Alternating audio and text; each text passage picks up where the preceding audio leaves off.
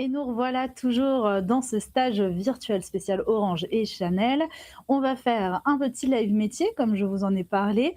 Ça fait plaisir de voir en tout cas que vous êtes bien connectés tous ensemble pour suivre cette interview d'une professionnelle. Vous l'avez vu hier, on a fait notamment deux live métiers sur des professionnels qui travaillaient chez Chanel.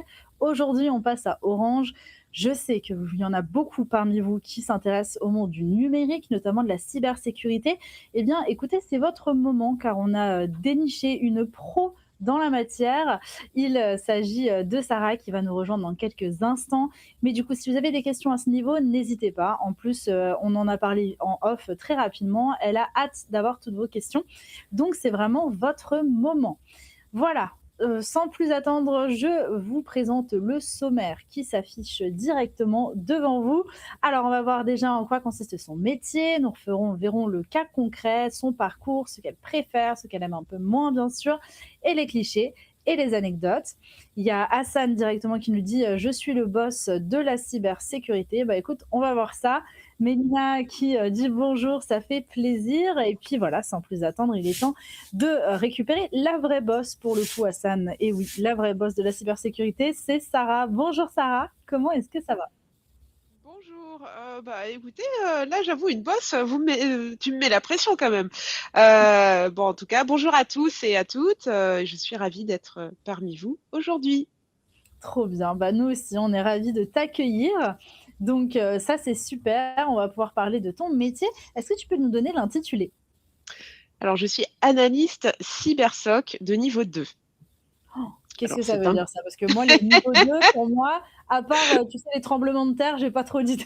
Ouais, oui, bon, non, non. Alors, en gros, pour très rapidement résumer mon métier, et tu peux imaginer, tu sais, le moniteur de télésurveillance qui est derrière tout un tas d'écrans comme ça et qui scrute s'il n'y a pas des intrus qui rentrent dans une maison, etc. Moi, c'est la même chose, sauf qu'en fait, je vais surveiller des PC, des serveurs, des sites web et pas des maisons. Mais j'ai la même chose. Si j'ai un intrus qui rentre, je dois déclencher l'alerte et, par exemple, bah, c'est pas envoyer la police, mais c'est envoyer on va dire l'équipe de secours cyber, si je puis dire. Voilà. D'accord, donc c'est un petit peu le fonctionnement d'un antivirus, en fait? Ouais, sauf que l'antivirus, lui, on lui dit, faut que ce soit, ça ressemble à ça, exactement. Et à nous, la différence, on va un petit peu plus loin parce qu'on va regarder plus du comportement, des choses qui arrivent, d'un enchaînement d'événements. Et tout ça, c'est pas l'antivirus qui le fait. Heureusement, parce que sinon, j'aurais plus de boulot. OK, il y a Hassan, qui te défie, qui dit, «GG Oula, Sarah, tu es une pro mais pas autant que moi». Pour ça. si tu le dis, alors. Bah, Hassan, on va voir là, est-ce que essaie de nous parler aussi bien de la cybersécurité que Sarah, on verra après. Donc d'accord, très bien. Donc ça, tu dois surveiller, tous ces mouvements. Comment ça se passe? Tu as des logiciels, comment Alors, tu travailles? ouais, bah, j'ai des logiciels, de toute façon, c'est ce que représente un petit peu, la première photo effectivement, donc on surveille, c'est-à-dire qu'on a, des logiciels qu'on on appelle SIEM. Je vais pas rentrer trop dans les termes barbares parce que même nous, on s'y perd honnêtement. Mmh. Et donc on va lui dire, des alertes, on va lui configurer des règles, par exemple. On va lui dire, bon, bah, si, un utilisateur, il va sur ce titre-là qu'on connaît qui est bizarre, et ben, faut que ça nous déclenche une alerte pour qu'on vérifie est-ce que c'est bien l'utilisateur, qui est allé dessus, qu'est-ce qui se passe, pourquoi il l'a fait, et cetera, s'il y a un danger. Peut y avoir d'autres règles, ça peut être par exemple, quelqu'un qui va, sortir des données. Donc, on va détecter par exemple s'il y a des données, qui viennent d'un dossier, censé être professionnel et cetera, sur une clé USB. Et par exemple après si on apprend que l'utilisateur il est en train de quitter l'entreprise, bah, c'est un peu suspect, il va falloir qu'on vérifie tout ça.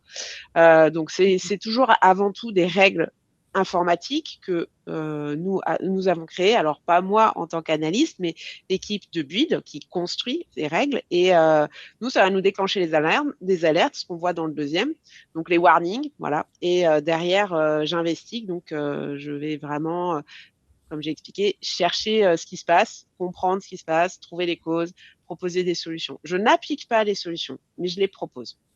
OK, donc en fait, c'est vraiment un travail d'enquêtrice. Oui, tout à fait. C'est Ouais, vraiment c'est ça. chouette. C'est chouette, c'est un peu la police scientifique, mais sur internet quoi, enfin en tout cas sur le numérique. Oui, c'est ça. Et la différence avec la police scientifique, parce il y a aussi une police scientifique dédiée à la cybersécurité au niveau français. Moi, je travaille pour le compte d'une entreprise, c'est-à-dire que je m'occupe que des machines et du client, quoi, en fait. Voilà. D'accord, OK. Super, donc alors je vois aussi vis-à-vis de toutes les photos que tu nous as montrées pour illustrer ton métier, c'est que tu es tout le temps face à des écrans. Est-ce que c'est le cas ou est-ce que parfois tu dois, tu montes les lunettes, c'est ça? Ouais, c'est ça. Ou est-ce que parfois tu, peux être amené à, je sais pas, sortir un peu, de ton bureau ou est-ce que tu es tout le temps face à ton écran? Ouais, face à mon écran tout le temps, clairement, tout à fait. Parce que déjà, je suis à distance. On a des sites, enfin, le client pour lequel, je travaille, donc comme j'ai précisé, je travaille chez Orange Cyberdéfense, qui est une filiale d'Orange et mon service, enfin mon équipe, on travaille pour un client qui a les moyens de se payer nos services, pour faire simple. Mmh. Et ce client-là, c'est une grosse, grosse boîte. Ils ont des sites, partout dans le monde. Il y a 100 000 employés, quelque chose comme ça. Donc c'est vraiment très, très gros. Donc non, je vais pas sur place, même si j'aimerais bien des fois aller vérifier si, au Mexique, là, la personne, elle a vraiment fait des connexions ou la sensibiliser par moi-même. Moi, j'aimerais bien, mais non, Mmh. concrètement, tout se passe par, de l'écran, de l'écran, de l'écran. Ceci dit, c'est vrai que on a la chance dans mon équipe d'aller régulièrement à Paris au siège chez le client pour discuter avec on va dire nos collègues, mais du côté client pour justement des échanges, discuter des incidents, etc. Et ça, c'est bien. Mais les gens qui font des bêtises ou ce genre de choses, non, on les voit pas. OK. Il y a Issam qui te demande quelles sont les compétences requises à avoir pour occuper votre poste? Alors donc des diplômes déjà, donc en général on est à bac+5 en cybersécurité ou éventuellement en informatique avec une option cybersécurité, ça marche aussi. Donc c'est bac+5, donc c'est très technique. Pourquoi? Parce que on a besoin d'avoir quand même des solides connaissances en informatique, que ce soit réseau, programmation, ce genre de choses, sans pour autant pouvoir dire je suis un dev ou je fais du réseau. Non, mais il faut bien comprendre. Et derrière, il y a toute la partie sécurité où là, bah, c'est un domaine, enfin, ouais, c'est très vaste comme domaine. Tu as autant la partie, bon, bah, qu'est-ce que fait un attaquant? Donc, faut arriver à comprendre ce qu'il fait pour pouvoir dire, ah, bah, tiens, ça, je crois que c'est un attaquant, que aussi des comportements bizarres, atypiques, ou tout ce qui est le phishing, où là, c'est moins technique et beaucoup plus sur la comment dire? La connaissance humaine, en fait. On va venir, prendre le salarié, lui dire: «Bah, regarde, tiens, ouvre l'email parce que, c'est les résultats, trimestriels, de ton équipe, et les hausses de salaire prévues», ce genre de choses. Et là, bah, tu as tout le monde qui a envie d'aller voir et tout, alors que c'est pas vrai, par exemple. Donc Mmh. c'est très vaste et ça s'apprend en partie à l'école, bien sûr, et après sur le terrain avec l'expérience. Et un truc, ça va pas vous plaire, je sais, l'anglais. Ah ouais, Malheureusement, ouais, l'anglais. Je suis prérequis. désolée pour ceux qui pensaient que c'est mort, même dans les boîtes françaises, anglais. Pourquoi? Parce que justement, tu travailles avec souvent avec des équipes à l'étranger, et cetera, donc bah, anglais. Et même pour la doc technique aussi, quand il faut aller, je sais pas, chercher des infos parce que tu as une nouvelle menace, que tu sais pas ce que c'est, tu essaies de chercher sur internet dans le travail d'enquêtrice dont tu as parlé, c'est ça, hein. J'essaye des fois de comprendre des trucs, je suis pas habituée, c'est la première fois que je vois ça, qu'est-ce qui se passe? Je vais chercher des infos un peu partout et ben, la plupart du temps, c'est en anglais, hein. Voilà. Mmh.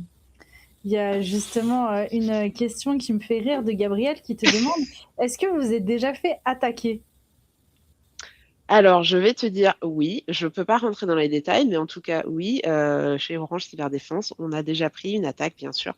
Alors, faut savoir que même toutes les boîtes de sécurité ou pas de sécurité d'ailleurs, prennent des attaques. Après, les attaques, elles réussissent ou pas. Bah, pour le coup, on a fait partie, comme beaucoup d'entreprises ils ont trouvé une faille et ils sont rentrés. Voilà, il y a eu un vol de données, les clients concernés ont été avertis, et cetera. Et donc, c'est pour toutes les boîtes. Je peux te citer Soprasteria, c'était le cas il y a 2 ans, je crois. Bon, Bouygues Télécom, non, c'est télécommunications, mais c'est pas de la cybersécurité. Mais enfin, tout le Mmh. monde se fait poutrer, hein. Tu vois, Ouais, tu ouais. regardes dans les journaux et malheureusement, personne n'y échappe, hein. Ça, Ah, c'est dingue, malgré, toutes les protections qu'on met en place, ça Ouais, peut arriver parfois. oui, Donc, après je j'imagine peux que ça c'est un métier qui évolue constamment. C'est-à-dire que là, tu les failles de la sécurité qu'il y avait lorsque vous êtes fait attaquer, elles ont été, réparées derrière et qu'en soi, il y a plein de nouvelles choses qui arrivent. oui, c'est ça, exactement. Tu as tout à fait, je crois de mémoire que alors pour ceux qui bah, Hassan qui a l'air d'être un boss en cybersécurité, il va très bien Mmh. savoir de quoi je parle. La Zero Day de SharePoint, l'été dernier, voilà. Donc c'était SharePoint sur un logiciel utilisé dans beaucoup d'entreprises. On va dire c'est je simplifie vraiment. Mmh. Oui, effectivement, Et ouais, ouais. ouais, on t'a perdu, une demi-seconde Ah, et on c'est m'a bon, per tu revenu. je suis revenue? Bon. Oui, oui, oui, tout va bien. Do ouais, On donc se fait SharePoint hacker, ça va, tout va bien. non! Donc SharePoint, c'est en gros, ça héberge des documents, des choses comme ça en entreprise et c'est normalement très sécurisé, sauf qu'il y a des pirates qui ont découvert une faille, dans le truc et c'était la première fois qu'on la trouvait.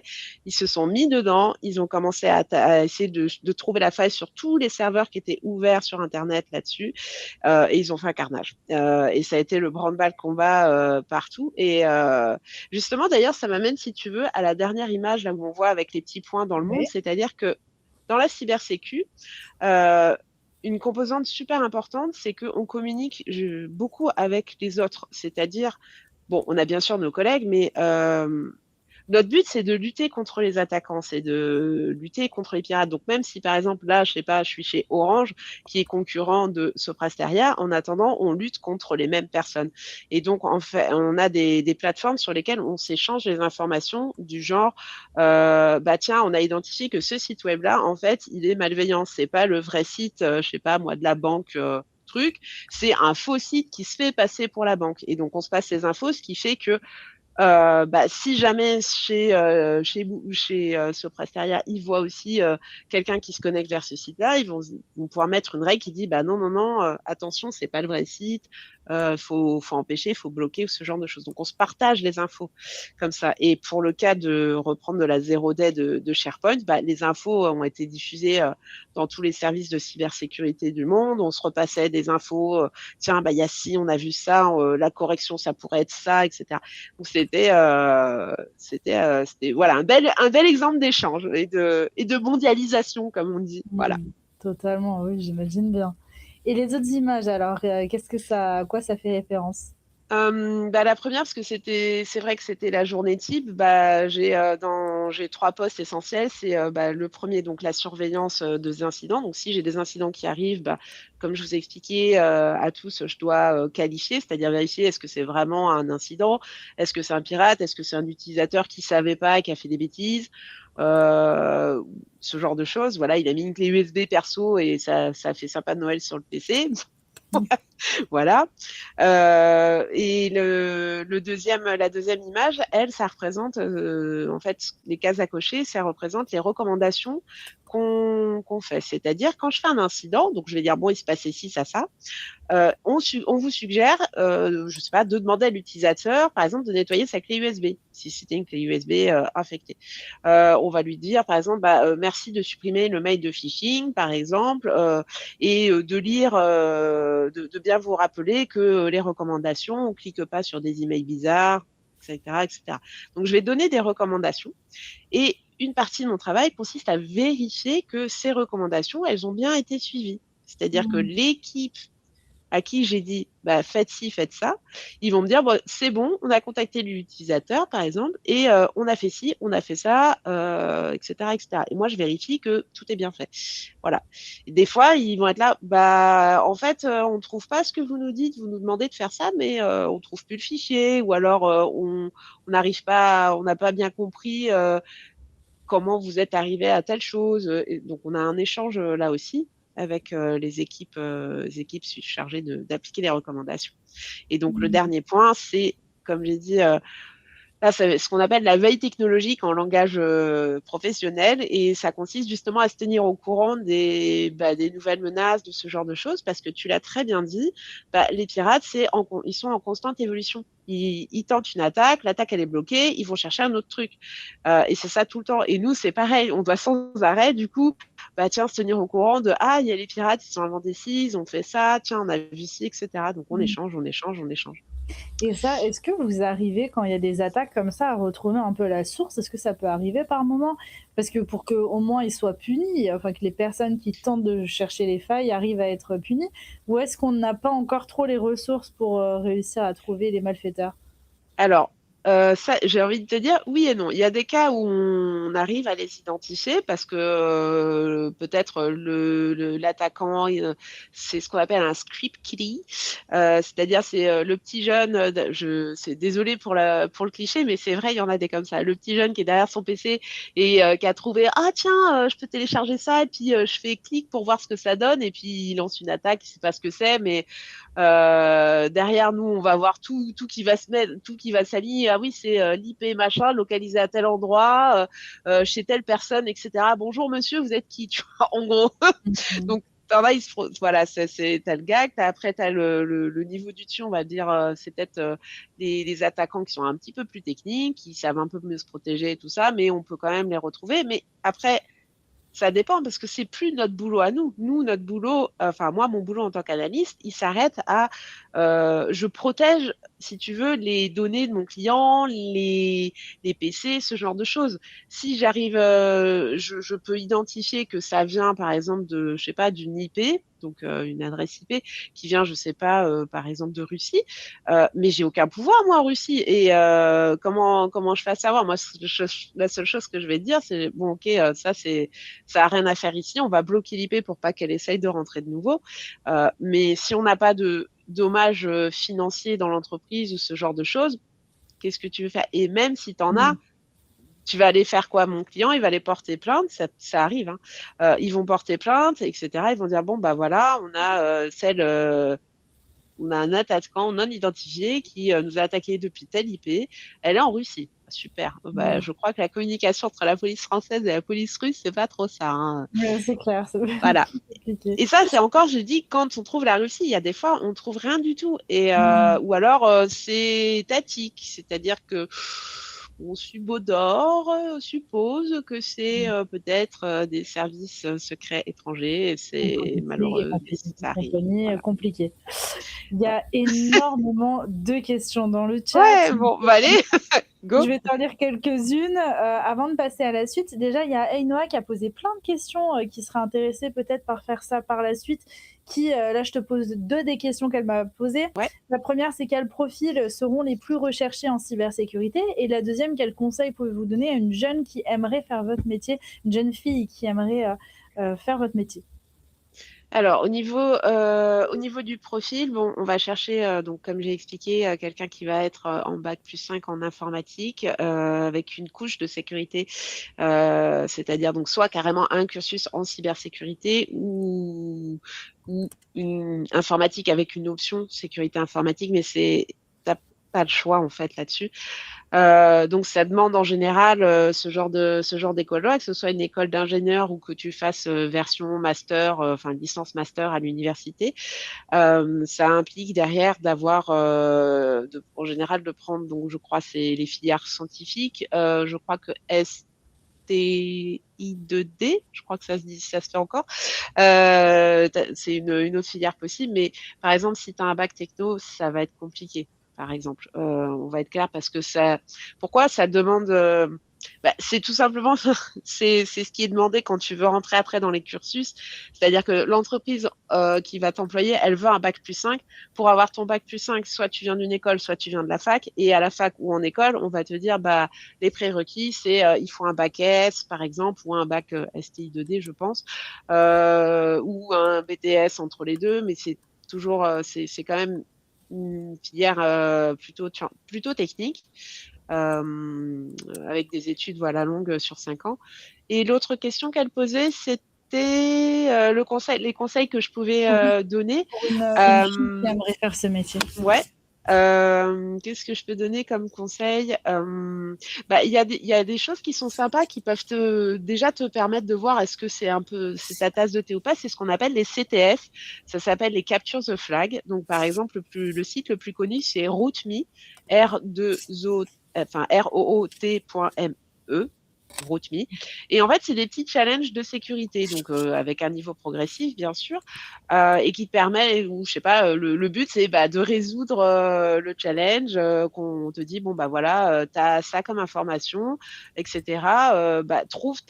Trouve qui a fait ça ou trouve telle chose. C'est des environnements protégés, attention. Hein. Mmh. C'est pas on t'envoie au casse-pipe ou tester dans des conditions réelles sur une vraie entreprise. Mais par contre, c'est pas mal. Ça te permet déjà de te faire une culture.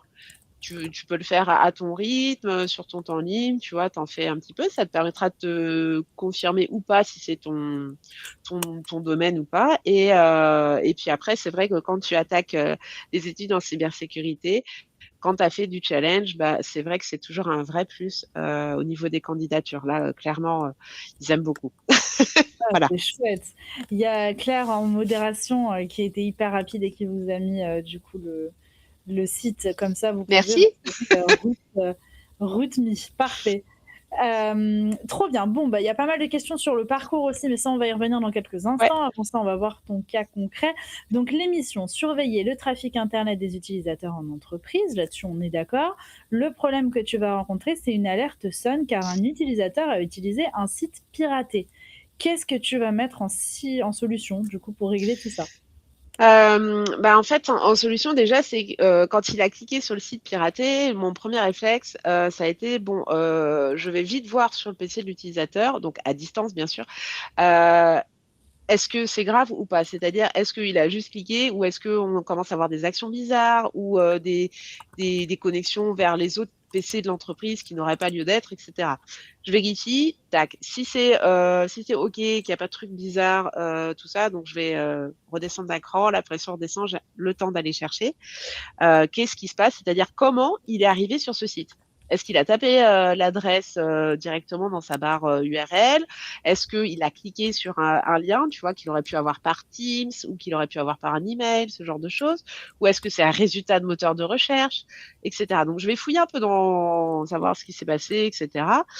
Je trouve rien. Et au final, j'étais un peu embêtée parce que ce site-là, il avait un nom à coucher dehors. Je me rappelle même plus ce que c'était, mais c'était pas un vrai nom. Enfin, c'est les pirates, ils font souvent ça. Ils font des trucs avec Oui, genre XW 1, 2, 3, 7, 9, enfin, le truc qui veut rien dire.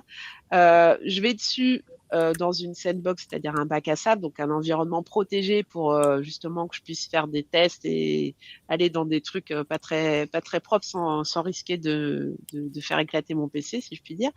Euh, je vais dessus, ça me fait une page blanche. C'est normal parce que souvent, ce sont ce qu'on appelle des CNC.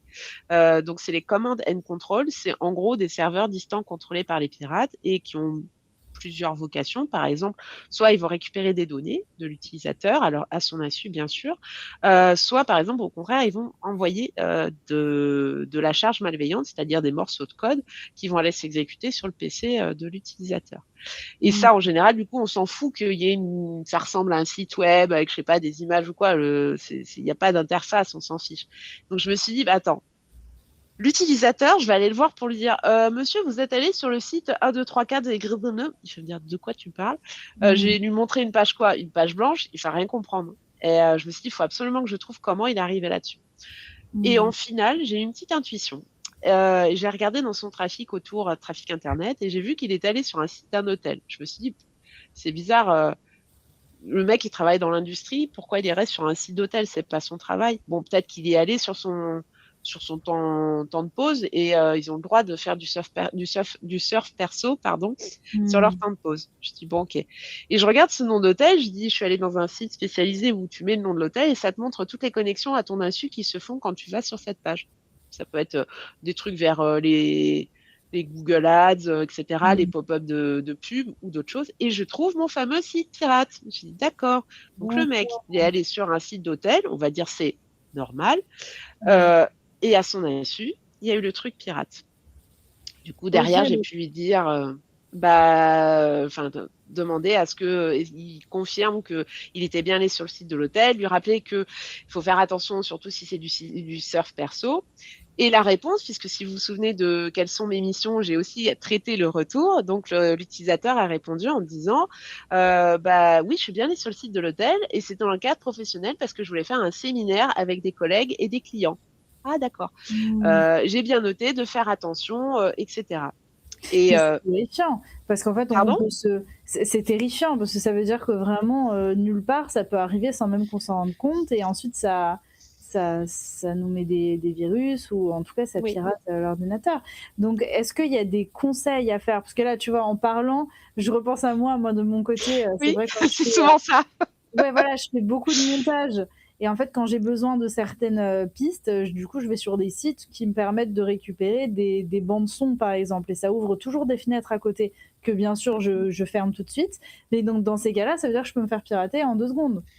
Bah, en fait, oui, t'as des connexions, par exemple, si tu as un site malveillant, justement, qui part comme tu dis, dans les pop-up à côté, etc., Mmh. bah, peut-être ils vont récupérer tes informations de session, peut-être déjà ton navigateur, ton IP, ce genre de choses. Tout dépend de ce que tu as à ce moment-là envoyé comme données en clair, etc. Et je vais envie de te dire, un conseil souvent qu'on donne, alors ça, c'est plus pour le perso, parce que au niveau professionnel, il y a ce qu'on appelle, enfin, il y a tout un système de proxy, ce genre de choses qui viennent protéger à notre place parce que bah, les utilisateurs sont pas forcément au courant des choses à mettre en place. Mais à titre perso, déjà pour t'éviter les pubs comme ça, tu peux mettre AdBlock plus, par exemple, tu vois, ça va t'éviter d'avoir tes pop-up, etc.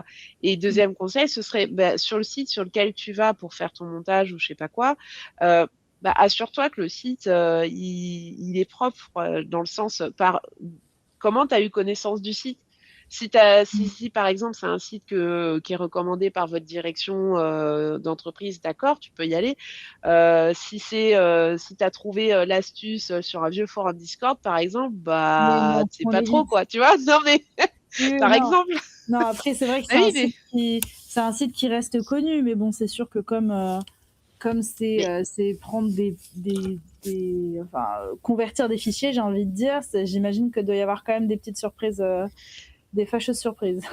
c'est ça. Et après, bah, assure-toi, voilà, le fichier que tu donnes, t'as toujours enfin, faut avoir conscience que est-ce que tu es vraiment sûr que le site sur lequel tu le déposes, il va pas l'utiliser à mauvais escient, dans le sens revendre les données, etc. Par exemple, nous, en entreprise, je sais que, je sais pas, si je veux faire une conversion de fichier, je sais pas, un PDF et que je veux récupérer le Word, par exemple, bah, j'ai absolument interdiction d'aller faire ça en ligne. Si je fais ça en ligne, mais Mmh. je me fais démonter, quoi. Mmh. Ah Ou ouais, non, alors, faut éviter. parce que tu as des infos professionnelles et tout, mais faut toujours se dire que finalement, ce qu'on fait dans le côté pro, c'est valable au niveau perso aussi. La différence, c'est que Mmh. perso, bah, tu es tout seul.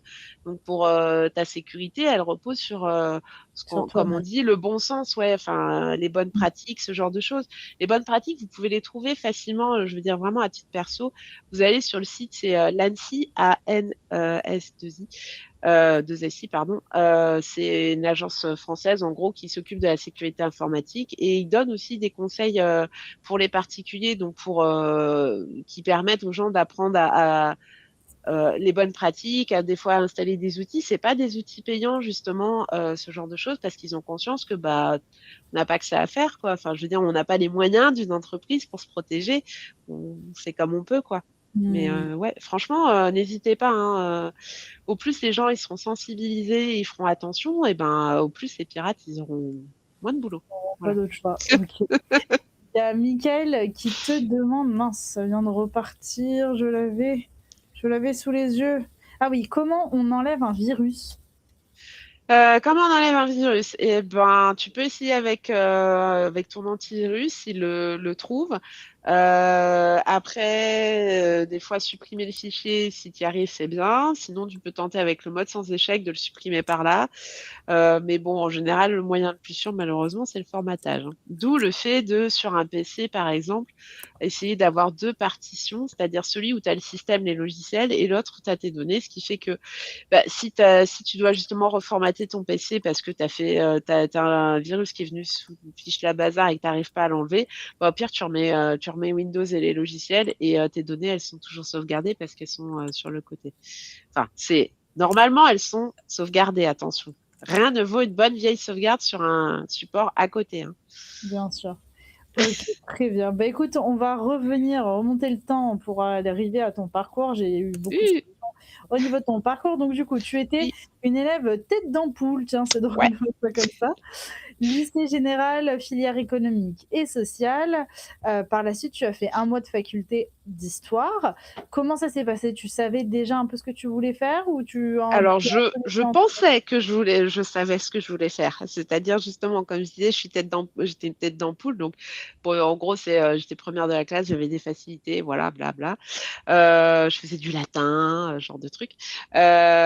Et je voulais faire enseignante-chercheuse en histoire. Mais d'où le fait que j'ai fait économique et sociale. Voilà. Et que j'ai attaqué la fac d'histoire. Mais je me suis rendu compte que j'étais en train vraiment de me faire chier à la fac, mais du genre, je piquais du nez. Il y avait un seul cours qui m'intéressait au final, et tous les autres cours, mais vraiment, j'étais en train limite de dormir. Enfin, je bataillais pour pas dormir. Et en même temps, comme j'ai marqué, bah, j'avais mon job d'été que j'avais découvert bah, juste avant la fac, qui était croupière en casino et croupière en casino. Donc, bah, je m'adresse ici à des mineurs donc qui normalement ne savent pas forcément ce que c'est un casino. C'est là où on joue de l'argent. Donc, vous pouvez imaginer peut-être poker, ça vous parle, ou roulette, ou les machines à sous, ce genre de trucs. Voilà, donc c'est dans ce milieu-là. Je travaillais, j'ai adoré ça en fait, et j'étais obsédée vraiment par ce métier, pas par on joue pas d'argent nous, hein. Nous on encaisse les sous pour le casino, Mmh. mais on doit s'assurer que tout se passe bien, animer les tables et tout, le déroulé du jeu, appliquer les règles, tout ça. Donc ça me passionnait. Donc en fait, quand j'ai eu l'opportunité, on m'a demandé, ouais, oui, tiens, tu veux pas faire un remplacement? Donc je fais un remplacement. Dans le remplacement, on me dit, ah bah tu veux pas être embauché en CDI? Et bah, comme j'étais en train de me faire chier à la fac d'histoire, j'ai fait, bah ok. J'y vais. Voilà, stop, je Ouais, ça balance a tout. duré ouais, Donc ça a duré longtemps en voilà. plus. Enfin, bah, oui, 9 ans parce que, Ouais. bah, j'aimais vraiment ça et tout. Après, je suis partie sur ce qu'on appelle les tournois de poker. Donc, c'était, partout en France et en Europe. Donc, je changeais de casino enfin, j'avais des petits contrats par-ci, par-là, de 3-4 jours, 3-4 jours là, 3 là, et cetera. Donc, c'était cool. Et puis, au bout d'un moment, je me suis dit, enfin, j'aimais toujours ça, mais bon, ça commençait à s'essouffler le poker. Les gens, ils avaient moins d'argent et puis, on va dire la hype était un peu passée. Et moi, je cherchais à avoir un petit peu de stabilité pour acheter un appartement, ce genre de choses. Donc du coup, bah, j'étais en train de voir qu'est-ce que je pouvais faire, pour avoir un CDI. J'avais pas juste envie, d'aller, faire un métier, qui ne demande pas spécialement d'études, du genre, par exemple, je sais pas, caissière, en supermarché. Mmh. J'aurais pu le faire, mais je me suis dit: «Bon, est-ce qu'il y a pas autre pourquoi pas, mais est-ce qu'il y a pas, un autre métier, qui m'intéresserait vraiment?» Et du coup, j'ai, fini par bifurquer vers l'informatique, parce que j'aimais bien en fait, alors c'était tout bête, hein, mais j'adorais en fait, paramétrer, Windows. J'ai bien dit paramétrer et pas programmer. C'est-à-dire que à l'époque, c'était Windows XP. Ouais, je sais, c'est vieux, vous pouvez le dire. Mais à l'époque, c'était de la bombe, ce truc, parce qu'on pouvait le bidouiller dans tous les sens. Il y avait des paramétrages, des modes, des machins. Enfin, c'est un truc de fou. Et j'adorais faire ça. Et ou par exemple, tu vois, je vais installer un jeu sur le PC, ça marche pas, bah, essayer de comprendre qu'est-ce que je peux trifouiller comme paramètres pour que ça marche. Enfin bref, je passais mon temps libre à faire ça. J'aimais beaucoup. Et je me suis dit, mais il y a quoi derrière en fait? Comment ça marche? J'aimerais bien comprendre quoi. Et j'avais compris que c'était ce qu'on appelait le code, les lignes de enfin les lignes de programmation, tout ça, tu vois, c'était un Mmh. grand truc, ça m'intéressait, tu vois. Donc je dis ah, je fais comment? Il n'y a pas un bouquin que je pourrais lire pour apprendre. Et en fait, on m'a dit bah retourne à l'école. Et en fait, je me suis dit, mais c'est pas con, parce qu'à l'époque, j'étais à Sophia Antipolis, enfin, à Antibes, donc dans le sud de la France, à côté de la Silicon Valley française. Et je me suis dit, mais en fait, c'est pas bête, parce que c'est vrai qu'il y a l'école, le sujet m'intéresse, il y a 1500 entreprises qui recrutent à côté, et en plus, développeur, ça paye bien. Je dis, bah, franchement, ça vaudrait le coup que je tente. Donc, bon. Je commençais à faire mon parcours du combattant de reprise d'études parce que là, je redémarrais vraiment à zéro. Et en plus, comme vous l'avez vu, j'avais un bac économique et social. Donc, j'avais un petit vernis mathématique, mais pas au niveau je sais pas, d'un bac S ou des choses comme ça. Donc, je savais Mmh. que j'allais un peu ramer quand même. Mmh. Et puis, donc, j'ai tout repris et en alternance, du coup. Donc, c'est-à-dire que j'étais à moitié, en gros, hein, à moitié à l'école et à moitié en entreprise en même temps. Ce que je recommande si vous avez l'occasion, parce que franchement, l'alternance, c'est Génial. top. C'est Ah ouais, génial. totalement. Ça, c'est vrai qu'au moins, ça te permet, de découvrir le monde professionnel et en plus de ça, on est Mhm. payé.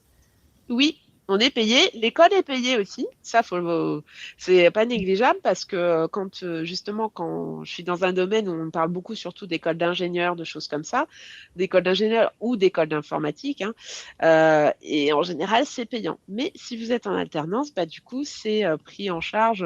Alors, pas par votre employeur, c'est pas votre employeur qui paye, mais en gros, parce que vous travaillez, l'école, elle devient gratuite, pour Mmh. simplifier. C'est super, Donc, c'est top. trop bien. Trop cool. Bah écoute, ça va relier un peu à une question que j'ai vu passer plusieurs fois depuis le début du live. Au niveau de ton salaire, est-ce que c'est possible d'avoir une Ouais. fourchette de salaire? Oui, bien sûr. Alors, pour analyste de niveau, bon, j'ai démarré analyste de niveau 2 mois en sortant d'école, donc avec mon bac plus 5, on va parler que de celui en cybersécurité. En général, on est alors à peu près à 32 000 en province et sur Paris, on est, non, maintenant, même on doit être à 35, je pense, même 35 000, pardon, 35 000 bruts annuels, donc ça fait En net et par 2000, mois? ouais, ouais, attends 2 secondes, je crois qu'on est à 2400 net par mois, un truc comme ça. Et si c'est sur Paris, on monte un petit peu plus, on doit être à 2600, 2700 net par mois. Peut-être Trop 2008, tout bien. dépend après s'il y a de l'astreinte ou pas. Mais oui, c'est assez bien payé. C'est pour ça aussi qu'ils demandent un certain niveau d'études parce que on nous demande une certaine autonomie aussi, même si on travaille en équipe. Il y a des moments où des fois tu es tout seul. Par exemple, moi je sais que bon, il y a l'astreinte, c'est une chose, mais donc l'astreinte, en gros, c'est quand les pirates, vous vous doutez bien, eux ils travaillent H24. Enfin, ils se relaient, hein, mais ils travaillent la nuit aussi et les dimanches. Et donc nous, au niveau sécurité, on doit aussi travailler la nuit et les dimanches. Et donc on a des roulements, bien sûr. Ah oui, Pour OK. ça, voilà. Ouais, ouais, non, mais je me suis dit, et quand Ouais, mais du t'es, coup, oui, heu, vas-y. oui, excuse-moi, mais du coup, quand tu travailles le week-end, tu une prime? T'as quelque chose? Ah bah bien Ou tes sûr, jours de j'ai une repos? prime. Ah Ouais, quand ben même. oui, ben oui, ben oui. J'ai des primes, je suis payée en plus. Enfin, après, ça dépend de chaque entreprise. Chacun a ses modalités. Mais oui, c'est pas quand tu fais de l'astreinte, c'est pas gratuit, évidemment. Mmh. Tu as une prime pour ça parce que tu peux pas faire ce que tu veux. Parce que quand je suis en astreinte, je suis obligée de rester chez moi et puis j'ai le téléphone, il peut sonner à n'importe quel moment. Donc je peux pas aller faire du sport, par exemple, parce que si le téléphone il sonne, moi j'ai 5 minutes pour me connecter et démarrer l'incident. Si je suis au sport, c'est compliqué, quoi. Par exemple. Donc je peux faire la vaisselle, tu vois, chez moi, c'est pas un souci. Je peux poser la vaisselle, par exemple, et aller faire mon truc. Mais si je suis en dehors de chez moi, c'est compliqué. Et donc ouais, potentiellement, quand je vais dormir, je vais avoir un appel à 4 heures du matin. Une alerte qui a sonné. Non, non, ça va pas bien. Oh Sinon, là là. tu dois te mettre devant le PC, tu vois, avec les yeux. Oui, voilà. Et en fait, c'est ça la difficulté, c'est d'arriver à se réveiller super facilement. Enfin, dans le sens, Mmh. être opérationnel super Trop rapidement. Tu vois vite. pas. Heureusement, on n'a pas de communication avec les autres Oui, parce que surtout, bon, faut se concentrer, quoi. Faut réveiller le ouais, cerveau, quoi. C'est pas le souci. exactement. Ouais, faut réveiller le cerveau et tout. Et surtout que là, pour le coup, en astreinte, t'es tout seul. Donc, Mmh. c'est pas les débutants dans le sens quand tu arrives dans l'équipe, peu importe que tu sois un crack ou pas, hein, d'ailleurs, mais le temps que tu comprennes comment fonctionne l'équipe, le client, le contexte et tout, t'es pas lâché comme ça en astreinte. Hein, faut Bien sûr, ouais, être non, c'est tranquille quand même parce que voilà, souvent t'es seul, mais donc c'est ça qui est bien aussi, c'est que tu as une certaine responsabilité. Tu vois, mmh, tu dois savoir te débrouiller, d'être malin, te dire mmh. gérer ton cas, je sais pas, mon PC démarre pas, comment je fais.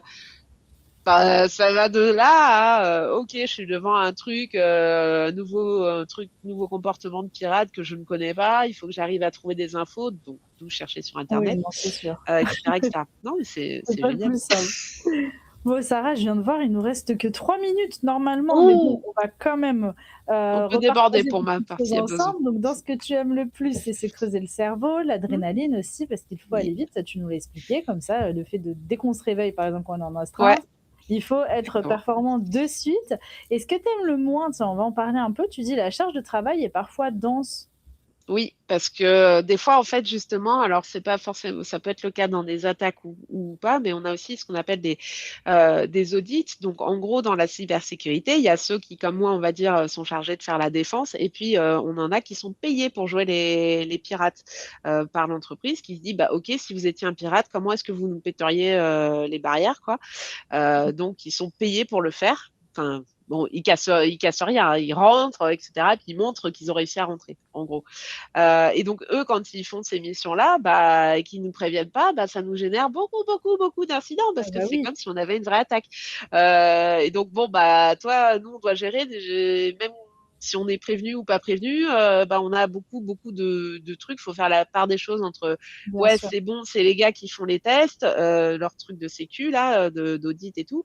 Et puis, bah, nous, on a un vrai incident en même temps, qui n'a rien à voir, sur un autre poste, et cetera. Donc Mmh. là, ça devient d'un coup, tu es à beaucoup d'incidents, faut Et essayer la d'être un pression petit aussi. peu organisé, ouais, c'est ça et bon, c'est un Mmh. peu mais Beh, ceci dit, mmh, heu, c'est vraiment quelque chose dans notre métier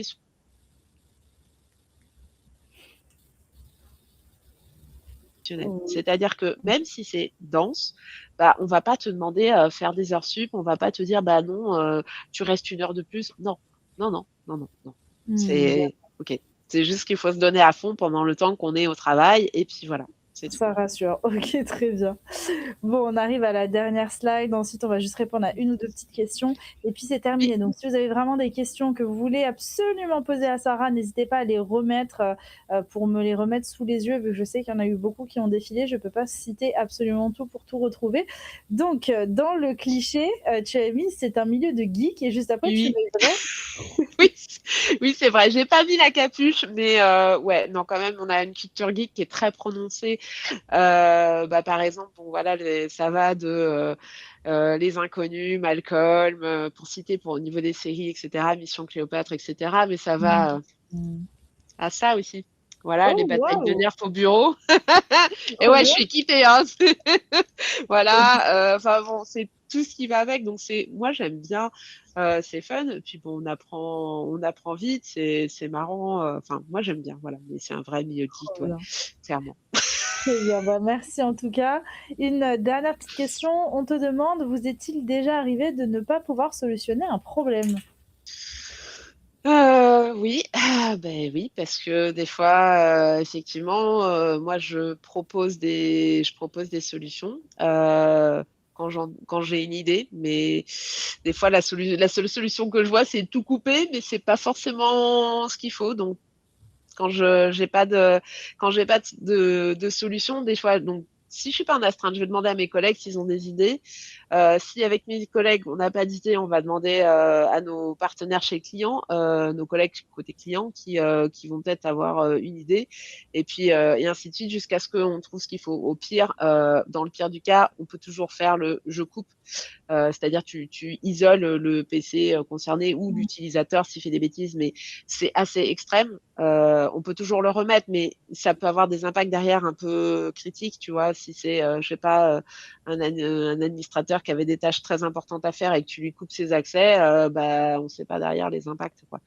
Mmh, bien Donc sûr. bon, OK. mais ouais, j'appellerais ça pour moi, c'est entre guillemets, c'est quand on n'a pas de solution, ouais. C'est pas ça arrive. D'accord. Eh, on n'est pas parfait, hein. Bah oui, bah forcément, mais en tout cas, on fait tout pour l'être.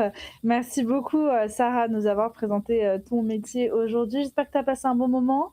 Très bon et merci pour toutes ces questions, c'était aussi intéressant, de voir, qu'est-ce qui vous faisait réagir, et cetera. Donc Bah, puis écoute, j'espère il y une en a eu prochaine un fois. milliard d'autres, même plus techniques, là, je voyais, il y a Florent qui avait posé plein de questions. Je suis désolée Florent, j'ai pas pu toutes les poser, comme, comment vous gérez contre une attaque de ransomware et cetera. Pas mal, pas mal, pas mal de questions. Malheureusement, le temps est déjà écoulé, mais bon, on a réussi à dire un maximum de choses ensemble, Sarah, donc merci pour ta présence. et merci pour ta confiance, de nous avoir, livré tous tes secrets et puis, bah, écoute, vu qu'il y a encore plein de choses à raconter, si tu veux revenir une énième fois, on sera très heureux de te recevoir chez My Future. OK, ce sera avec plaisir. Bonne journée. Bonne journée, merci encore et puis, vous le chat, on se dit, en retour dans 5-10 minutes pour, la conclusion et le grand quiz tant attendu qui va pouvoir enfin, détrôner Kylian. Je compte sur vous et à tout à l'heure.